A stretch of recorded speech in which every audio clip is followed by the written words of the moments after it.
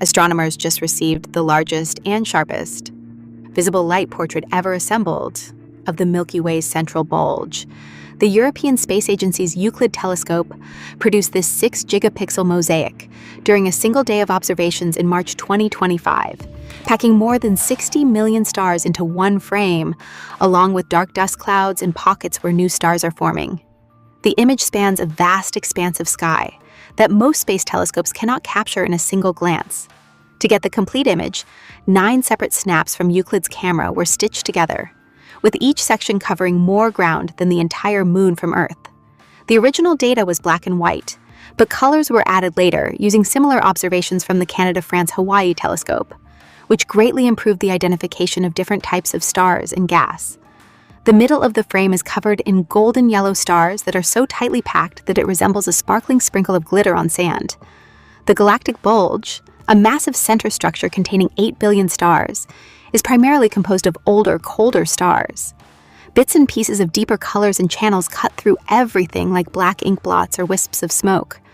These are dense clouds of dust and gas soaking up the light from the stars behind them. As you move up the image, the color palette changes slightly, with the reds and purples becoming more stronger, and some dazzling blue lights standing out against a faint red glow. These blue lights are actually young, enormous stars that recently formed in one of the Milky Way's spiral arms.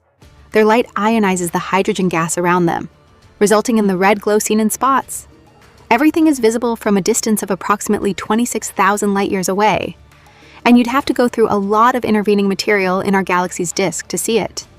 The amount of detail here is incredible, especially given how bright and packed the galactic center is generally, which swamps the detectors with all that brightness and dust. But Euclid's built-in sharpness allows it to separate individual stars, even in the most congested locations.